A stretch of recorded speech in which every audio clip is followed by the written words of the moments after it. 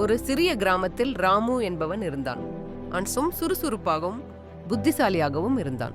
ஆனால் அவனுக்கு ஒரு பழக்கம், திருடுவது. அவன் எப்போதும் யாருக்கும் தீங்கில்லாமல் வித்தியாசமான முறையில் திருடுவான். ஒரு நாள் அவன் ஒரு பெரிய பண்ணை வீட்டில் திருட போக முடிவு செய்தான். அந்த வீட்டின் உரிமையாளர் கிருஷ்ணன் ரொம்பவும் புத்திசாலியானவர். அந்த வீடு ரொம்ப பாதுகாப்பாக இருந்தது. ராமு ஒரு புதிய யோசனைக்கு சென்றான். ராமு ஒரு பச்சை நிற ஆடை அணிந்து, நான் கணபதி விநாயகர் கோயிலில் இருந்து வந்துள்ளேன். உங்கள் வீட்டில் திருடர்கள் வரக்கூடும். உங்களுக்காக நான் பாதுகாப்பாக இருக்க வருகிறேன் என்று சொன்னான். கிருஷ்ணன் சிரித்துக்கொண்டு, அப்படி இருக்கா, சரி நீயே பாதுகாப்பாக இரு என்று சொல்லி அவனை உள்ளே அழைத்தார்.